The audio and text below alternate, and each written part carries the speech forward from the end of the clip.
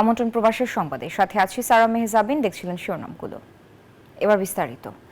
দীর্ঘ 4 মাস লন্ডনে চিকিৎসা শেষে বিএনপি চেয়ারপারসন খালেদা জিয়ার দেশে ফেরাকে কেন্দ্র করে আন্তর্জাতিক গণমাধ্যমে শিরোনাম হয়েছে বাংলাদেশ। মঙ্গলবার খালেদা জিয়ার দেশে ফেরার খবর ঠাঁই পেয়েছে Reuters, Al Jazeera, Straits Times, Telegraph India সহ বিভিন্ন আন্তর্জাতিক গণমাধ্যমে। দেশের মতো আন্তর্জাতিক সংবাদ মাধ্যমগুলোতেও লন্ডনে চিকিৎসা শেষে খালেদা জিয়ার দেশে ফেরার খবর ছিল চোখে পড়ার মতো। মার্কিন সংবাদ মাধ্যম এবিসি নিউজ শিরোনাম করেছে, বাংলাদেশের সাবেক প্রধানমন্ত্রী খালেদা জিয়া ফেরায় নির্বাচনের চাপ বাড়ছে। খালেদা জিয়ার দেশে ফেরা নিয়ে প্রতিবেদন করেছে ব্রিটিশ সংবাদ মাধ্যম রয়টার্স। বিএনপি চেয়ারপারসনের দেশে ফেরার সংবাদ প্রকাশ করেছে কাতার ভিত্তিক সংবাদ মাধ্যম আল জাজিরা। সংবাদ মাধ্যমটির প্রতিবেদনে বলা হয়েছে, লন্ডনে 4 মাস চিকিৎসার পর ঢাকায় ফিরেছেন বাংলাদেশের সাবেক প্রধানমন্ত্রী খালেদা জিয়া। তার এই প্রত্যাবর্তনে অন্তর্বর্তী সরকারের উপর জাতীয় নির্বাচনের তারিখ ঘোষণার চাপ বেড়েছে। মালয়েশিয়ার সংবাদ মাধ্যম স্ট্রেইট টাইমস শিরোনাম করেছে, বাংলাদেশের অসুস্থ সাবেক প্রধানমন্ত্রী খালেদা জিয়া বাসায় ফিরেছেন। আয়ারল্যান্ডের সংবাদ মাধ্যম আইরিশ নিউজও একই ধরনের শিরোনাম করেছে। খালেদা জিয়ার দেশে ফেরার সংবাদ স্থান পেয়েছে ভারতীয় সংবাদ মাধ্যমগুলোতেও। টেলিগ্রাফ ইন্ডিয়া শিরোনাম করেছে, যুক্তরাজ্যে চিকিৎসা শেষে দেশে ফিরলেন বাংলাদেশের সাবেক প্রধানমন্ত্রী খালেদা জিয়া। সাবেক এই প্রধানমন্ত্রীর দেশে আসার খবর দিয়েছে দেশটির এনডিটিভি, দ্য হিন্দু সহ কয়েকটি সংবাদ মাধ্যম। আসমা তুলি, নিউজ 24। সৌদি আরবে জেদ্দা থেকে আমাদের সাথে যুক্ত হচ্ছেন সহকর্মী মোহাম্মদ ফিরোজ। ফিরোজ, ভ্রমণ ভিসায় গিয়ে তো হজ পালনের চেষ্টার অভিযোগে এখন পর্যন্ত মক্কা থেকে 42 জনকে আটক করেছে সৌদি পুলিশ। তো এই আটক 42 জনের সামনে আর কি কি শাস্তি হতে পারে একটু জানাবেন এই বিষয়ে, পাশাপাশি আইন না মানলে আর কি কি শাস্তির মুখোমুখি হতে হবে সে বিষয়ে একটু বিস্তারিত জানাবেন। ধন্যবাদ মেহজাবিন আপনাকে। আমরা এর আগেও বলে আসছি, বাংলাদেশ সহ বিশ্বের যারা সৌদি আরবে ভ্রমণ বিষয়ে এসেছেন এবং উমরা বিষয়ে যারা এসে থেকে গেছেন তাদের জন্য সৌদি আরব সরকার মক্কায় থাকা নিষিদ্ধ করেছে গত 29শে এপ্রিল থেকে। তো এর মধ্যে অনেকেই তাদের ভিসার মেয়াদ এক্সপায়ার হয়ে তাদের ভিসার মেয়াদ এক্সপায়ার হওয়ার পরে তারা মক্কা অবস্থানকালে এই এইরকম 42 জনেরও বেশি ভিসাধারীদেরকে আটক করেছে সৌদি সরকার। তাদের মধ্যে বাংলাদেশি কয়জন আছে সেটা এখনো জানা যায়নি, তবে পাকিস্তান, ইন্ডিয়ান, মিশরের নাগরিক রয়েছে বলে আমরা জানতে পেরেছি। আপনাকে আরো জানিয়ে রাখি, সৌদি সরকার এই বছর সর্বস্তরের নিরাপত্তার স্বার্থে হাজিদের সর্বোচ্চ সেবাদানের লক্ষ্যে সৌদি সরকার নিষিদ্ধ করেছে যে সমস্ত প্রবাসী বা যারা টুরিস্ট ভিসা এবং উমরা ভিসা এসে সৌদি আরবের মক্কা এবং মদিনায় অবস্থান করবে তাদেরকে 29শে এপ্রিলের মধ্যে সৌদি আরব ত্যাগ করার কথা ছিল, কিন্তু যারা এখনো ত্যাগ করে নাই তাদেরকে ধরপাকড় শুরু হয়েছে এবং মক্কায় এই পর্যন্ত গ্রেপ্তার এবং জেল জরিমানা হচ্ছে।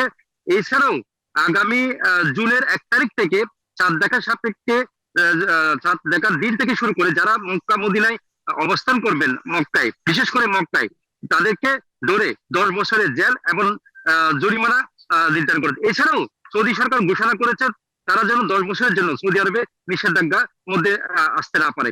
আপনাকে আরেকটা বিষয় জানা রাখি, বাংলাদেশ থেকে যে সমস্ত হজ এজেন্সি গুলা তাদের ভিসা সৌদির এম্বাসি থেকে করাচ্ছি কথা ছিল সেগুলো অনেকটাই সম্পূর্ণ হয়েছে, কিন্তু বেশ কিছু এজেন্সি এখনো তাদের ভিসা সম্পূর্ণ করতে পারেনি।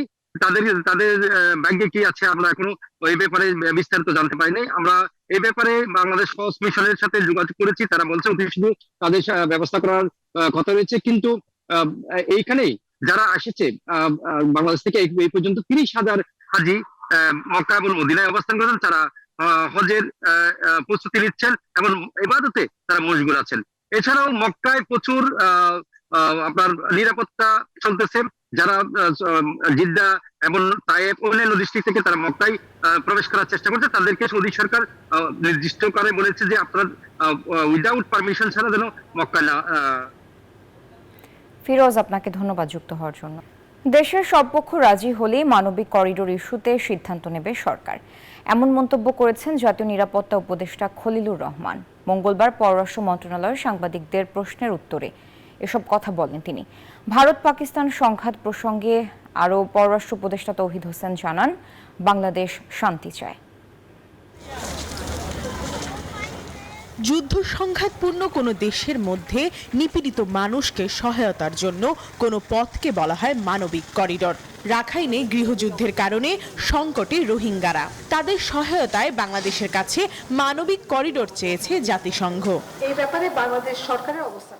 রাখাইনে জরুরি ত্রাণ সহায়তা পাঠাতে মানবিক করিডোর নিয়ে চলছে তর্ক বিতর্ক। মঙ্গলবার পররাষ্ট্র মন্ত্রণালয়ে সাংবাদিকদের মুখোমুখি হন জাতীয় নিরাপত্তা উপদেষ্টা ডক্টর খলিলুর রহমান। বলেন, মানবিক করিডোরের ব্যাপারে সব পক্ষের সাথে আলাপ করেই সিদ্ধান্ত নেবে সরকার। আমরা দেখব সকল পক্ষ রাজি কিনা, রাজি হলেই যে আমরা মানবিক সাহায্য দেওয়ার কোনো কথা নাই। জাতীয় নিরাপত্তা উপদেষ্টা আরও বলেন, রাখাইনে আরাকান আর্মির প্রশাসনে রোহিঙ্গাদের উপস্থিতি নিশ্চিত করতে চায় ঢাকা। আমরা চাই যে সেখানে যারা আছেন রোহিঙ্গারা, তাদের উপর যেন কোনো অত্যাচার না হয়। আরাকানের যে নতুন কর্তৃপক্ষ তৈরি হচ্ছে, সেখানে আমরা রোহিঙ্গাদের প্রতিনিধিত্ব চাই। এ সময় পররাষ্ট্র উপদেষ্টা জানান, কাশ্মীর ইস্যুতে পাক ভারত সংকটে যুদ্ধ নয়, শান্তি চায় বাংলাদেশ। ঘটনাটা যা ঘটেছে এবং পাকিস্তান তার ব্যাপারে কি কি পদক্ষেপ নিয়েছে সেটা উনি আমাকে অবহিত করার জন্য ফোন করেছিলেন রাত 8টার সময়। আমার কাছে উনি কোনো সহায়তা চাননি বা রিয়াকশনও কিছু চাননি। আমি শুধু বলেছি যে আমরা আসলে চাই যে শান্তি বহাল থাকুক। দিল্লি থেকে নতুন কোনো বার্তা পায়নি ঢাকা বলেও জানান পররাষ্ট্র উপদেষ্টা মোহাম্মদ তৌহিদ হোসেন। প্রমা চৌধুরী, নিউজ 24, ঢাকা। ভারত পাকিস্তান উত্তেজনার বিষয়ে জাতিসংঘের নিরাপত্তা পরিষদের রুদ্ধদ্বার বৈঠক অনুষ্ঠিত হয়েছে। বৈঠকে প্রশ্নবাণে জর্জরিত হয়েছেন জাতিসংঘের পাকিস্তানি রাষ্ট্রদূত আসিফ ইফতেখার। তবে ওআইসি বলছে, পাকিস্তানের বিরুদ্ধে ভারতের ভিত্তিহীন অভিযোগে বাড়ছে উত্তেজনা। এদিকে ভারত পাকিস্তানকে সামরিক সংঘাতে না জড়ানোর আহ্বান জানিয়েছেন জাতিসংঘের মহাসচিব অ্যান্টোনিও গুতেরেস। অব্যাহত রয়েছে পাক ভারত সেনাদের পাল্টাপাল্টি হামলা। এমন অবস্থায় সার্বভৌমত্বে আঘাত হানলে পূর্ণ সামরিক শক্তি দিয়ে জবাব দেওয়ার হুঁশিয়ারি দিয়েছেন পাকিস্তানের সেনাপ্রধান।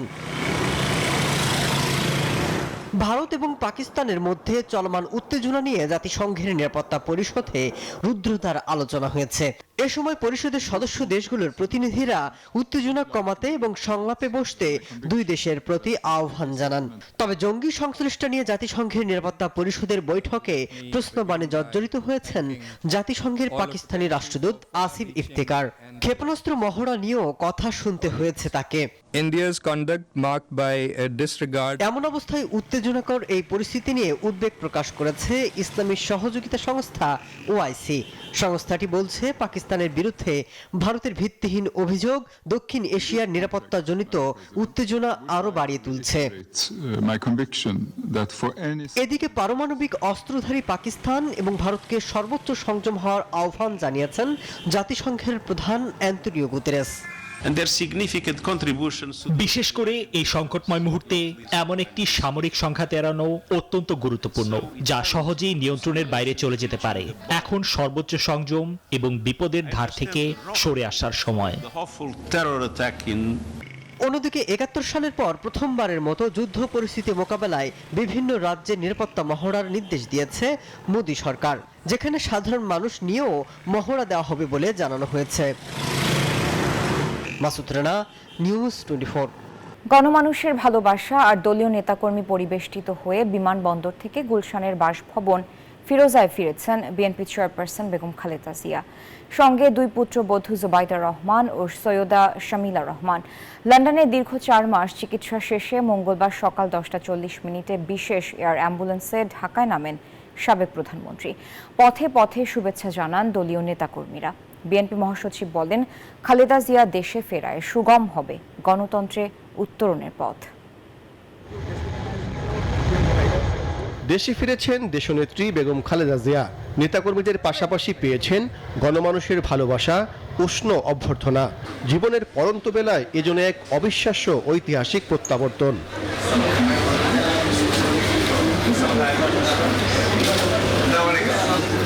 দীর্ঘ বিমানযাত্রা শেষে লন্ডন থেকে বাংলাদেশের মাটিতে পা রাখেন বিএনপি চেয়ারপারসন খালেদা জিয়া। তখন বিমানবন্দরের সামনে সড়কে লাখ লাখ নেতাকর্মীর অপেক্ষা, সীমাহীন উচ্ছ্বাস আর মুক্তপ্রাণের উন্মাদনা।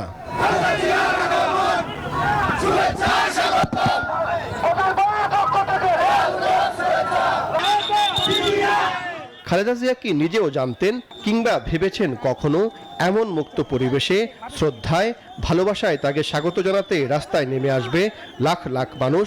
কে জানে এই প্রশ্নের উত্তর। কিন্তু এটা তো সত্য, দলীয় প্রধানের আগমন ঘিরে চাঞ্চল্য ফিরেছে সবার মনে। আশা নিরাশার দোলাচল ছিন্ন করে সম্ভাবনার বাংলাদেশে নতুন স্বপ্ন দেখছে মানুষ।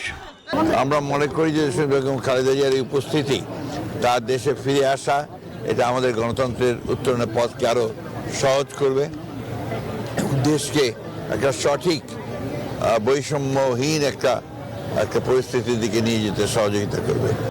সাবেক প্রধানমন্ত্রীকে এক নজর দেখতে বাঁধভাঙ্গা পানির মতো ছুটেছে মানুষ।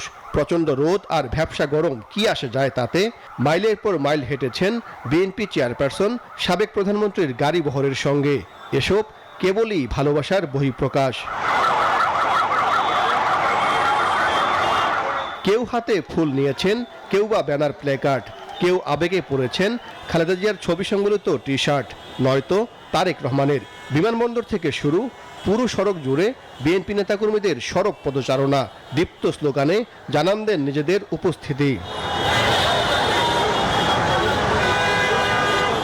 নেত্রীকে স্বাগত জানাতে কেউ দু একদিন ঢাকায়, নয়তো খুব সকালে। উত্তর কিংবা দক্ষিণ, পাহাড় অথবা সমতল, স্বাগত জানানোর এ মিছিলে যোগ দিয়েছে লাল সবুজের পুরো বাংলাদেশ। নির্দেশনা ছিল প্রধান সড়কের দুই পাশে জাতীয় আর দলীয় পতাকা নিয়ে অবস্থান করবেন বিএনপি নেতাকর্মীরা। 4 মাস পর দেশে ফিরেছেন খালেদা জিয়া, সঙ্গে 2 পুত্রবধূ। এমন বাস্তবতায় বাড়তি আবেগতাড়িত হয়েছে মানুষ, নেমে এসেছে রাজপথে। নেতাকর্মীদের ভিড় ঠেলে ধীরগতিতে এগোতে থাকে খালেদা জিয়ার গাড়ি বহর। বিমানবন্দর থেকে গুলশানের ফিরোজায় আসতে সময় লাগে প্রায় 3 ঘন্টা। নেতাকর্মী বেষ্টিত হয়ে বেলা 1:30টার দিকে নিজের চিরচেনা আঙ্গিনায় প্রবেশ করেন সাবেক এই প্রধানমন্ত্রী। নানা জল্পনা কল্পনার অবসান ঘটিয়ে 4 মাস পর দেশে ফিরলেন বিএনপি চেয়ারপারসন বেগম খালেদা জিয়া। জনগণের ভালোবাসায় সিক্ত হলেন আপসিনী নেত্রী। তার এই রাজস্বিক প্রত্যাবর্তন বিএনপির জন্য যেমন গুরুত্বপূর্ণ, তেমনি আগামী দিনে গণতন্ত্র প্রতিষ্ঠায় ইতিবাচক ভূমিকা রাখবে বলে মনে করছেন রাজনৈতিক বিশ্লেষকরা। সাইফুল ইসলাম, নিউজ 24, ঢাকা। গণতান্ত্রিক পরিবেশ নিশ্চিত হলেই দেশে ফিরবেন বিএনপির ভারপ্রাপ্ত চেয়ারম্যান তারেক রহমান, জানিয়েছেন দলটির স্থায়ী কমিটির সদস্য এসজেডএম জাহিদ হোসেন। গুলশানের বাসভবনে পৌঁছানোর পর বেগম জিয়ার ব্যক্তিগত চিকিৎসক ডাক্তার জাহিদ জানান, দীর্ঘ ভ্রমণে শারীরিকভাবে একটু অবসন্ন হলেও মানসিকভাবে শক্তিশালী আছেন বিএনপি চেয়ারপারসন। আরও জানাচ্ছেন নাইমাল জিগো। দুপুর 1:30টার দিকে গুলশানের বাসভবন ফিরোজার সামনের সড়কে প্রবেশ করে বেগম খালেদা জিয়ার গাড়িবহর। পরিচিত এ আঙিনায় বিএনপি চেয়ারপারসনকে দেখতে ঢল নামে বিএনপি নেতাকর্মীদের। আগে থেকেই জড়ো হওয়া নেতাকর্মীদের স্লোগানে স্লোগানে সরব হয়ে ওঠে পুরো এলাকা। নেতাকর্মীদের ভালোবাসায় সিক্ত হন সাবেক প্রধানমন্ত্রী। এ সময় বেগম খালেদা জিয়ার শারীরিক অবস্থা জানান তার ব্যক্তিগত চিকিৎসক ও বিএনপি স্থায়ী কমিটির সদস্য ডাক্তার জাহিদ হাসান। অনেকটা শারীরিক মানসিকভাবে সুস্থ হয়ে উনি ফেরত এসছেন। যদিও 14 ঘন্টার জার্নি এবং রাস্তার এই জার্নির কারণে উনার শারীরিকভাবে উনি একটু অবসন্ন, তারপরেও মানসিকভাবে উনি অত্যন্ত উনার অবস্থা স্থিতিশীল আছে। তারেক রহমানের দেশে ফেরা নিয়ে করা এক প্রশ্নের জবাবে তিনি জানান, গণতান্ত্রিক পরিবেশ তৈরি হলেই দেশে ফিরবেন দলের ভারপ্রাপ্ত চেয়ারম্যান। 17 বৎসর ওখানে নির্বাসনে থাকতে হয়েছে, কাজেই সেটাকে গুছিয়ে এবং অতি সহসাই দ্রুতই দেখবেন জনাব তারেক রহমান সহ আবারও দেশে প্রত্যাবর্তন করবে এবং দেশে গণতন্ত্র পুনঃপ্রতিষ্ঠার যে সংগ্রাম চলছে, অর্থাৎ এটার যে চূড়ান্ত লক্ষ্য, সেই গণতন্ত্র ওই চূড়ান্ত পর্যায়ে নেতৃত্ব দিবেন আমার দলের ভারপ্রাপ্ত চেয়ারম্যান জনাব তারেক রহমান।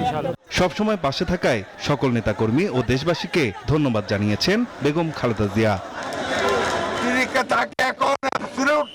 রেস্ট দিতে হবে কমপক্ষে 8 ঘন্টা। নাইম আলজিকো, নিউজ 24, ঢাকা।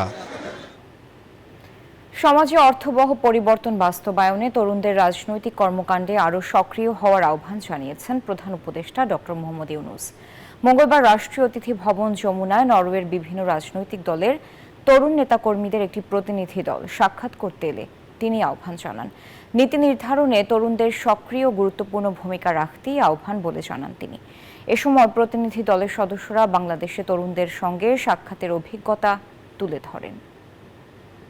সরকারের পদক্ষেপে ন্যায়সঙ্গত পরিবর্তনের প্রতিফলন থাকা উচিত বলে মনে করেন পরিবেশ উপদেষ্টা সৈয়দা রিজওয়ানা হাসান।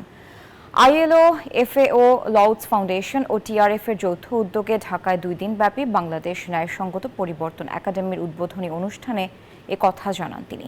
মঙ্গলবার রাজধানীর বাংলাদেশ জাস্ট ট্রানজিশন একাডেমিতে দেশের প্রধান অংশীদাররা পরিবেশ বান্ধব অর্থনীতির জন্য ন্যায়সঙ্গত পরিবর্তনের ধারণা দিয়ে আলোচনার আয়োজন করা হয়। অনুষ্ঠানে উপদেষ্টা আইএলও প্রতিনিধি, শ্রমিক সহ সকলের অংশগ্রহণের উপর জোর দেন। সুইডেন দূতাবাস নারী শ্রমিকদের অন্তর্ভুক্তির কথা বলে। এফএও জলবায়ু খাতে অর্থায়নের সহায়তার আশ্বাস দেয়। বিভিন্ন সরকারি বেসরকারি সংস্থা ও শ্রমিক সংগঠনের প্রতিনিধিরা এই একাডেমিতে অংশ নেয়।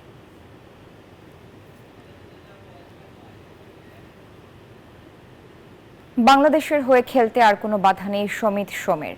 আবেদনের 24 ঘন্টার মধ্যে সমিতকে সবুজ সংকেত দিয়েছে ফিফার player status committee. 10 June AFC Asian Cup কোয়ালিফায়ারে সিঙ্গাপুর ম্যাচ দিয়ে হামজা চৌধুরীর সঙ্গে ঘরের মাঠে অভিষেক হতে পারে কানাডা প্রবাসী এই ফুটবলারের। বাংলাদেশের হয়ে খেলতে আর কোনো বাধা রইল না সমিত সোমের। জুনের 10 তারিখ হামজা চৌধুরীর সঙ্গে দেশের মাটিতে মাঠ মাতাতে পারেন কানাডা প্রবাসী এই ফুটবলার। গেল 20 এপ্রিল জন্ম নিবন্ধন হাতে পাওয়ার পর 1 মে পেয়েছেন কানাডা সকার অ্যাসোসিয়েশনের ছাড়পত্র। কানাডা জাতীয় দলের হয়ে খেলায় যেটা অপরিহার্য ছিল সমিতের জন্য, আর বাংলাদেশের হয়ে খেলার জন্য দেশি পাসপোর্টের কাজ বাফুফে সেরেছে 5 মে। এরপর ফিফার প্লেয়ার স্ট্যাটাস কমিটির কাছে আবেদন করার 24 ঘন্টা পেরোনোর আগেই কাঙ্ক্ষিত সবুজ সংকেত পেয়ে গেছে ফেডারেশন। নিউজ 24-কে বিষয়টি নিশ্চিত করেছেন বাফুফের সহসভাপতি ফাহাদ করিম। আজকে সন্ধ্যার দিকে আলহামদুলিল্লাহ ওই পোর্টালে ফিফা থেকে আমাদের কাছে করেসপন্ডেন্স চলে আসে যে কিছু বাইলজ আছে, ক্লজ আছে ফিফা, যে ওই ক্লজের রেফারেন্স দিয়ে ওনারা আমাদের জানায় যে ওই ক্লজের রেফারেন্সে সমিত সোম বাংলাদেশে হয়ে খেলতে পারবে। উনি ইনশাআল্লাহ মানসিকভাবে প্রস্তুত। 2010 তারিখে আমাদের ঢাকার মাটিতে লাল সবুজ জার্সি করে খেলবেন ইনশাআল্লাহ। বাংলাদেশি বাবা মায়ের সন্তান সমিতের জন্ম ও বেড়ে ওঠা কানাডায়। লম্বা সময় আন্তর্জাতিক ফুটবল না খেলা সমিত ক্লাব ফুটবলে কানাডিয়ান প্রিমিয়ার লিগের ক্লাব ক্যাভালরি এফসিতে খেলেন। এবার 1000 মাইল পাড়ি দিয়ে আসবেন লাল সবুজের জার্সি গায়ে জড়াতে। 31 মে শুরু হবে জাতীয় দলের ক্যাম্প। সেখানে শুরু থেকেই দলের সঙ্গে তাকে দেখা যাওয়ার সম্ভাবনাও বাড়ল। হামজা জামালদের সঙ্গে মাঝ মাঠে সমিতের উপস্থিতি দলের শক্তিও বাড়াবে বহু গুণে। তৌসিফুল হাসান, নিউজ 24, ঢাকা। এই ছিল প্রবাসের সংবাদে। আরও সংবাদ ও বিশ্লেষণ জানতে ভিজিট করুন news24bd.tv। এতক্ষণ সাথে থাকার জন্য ধন্যবাদ সবাইকে।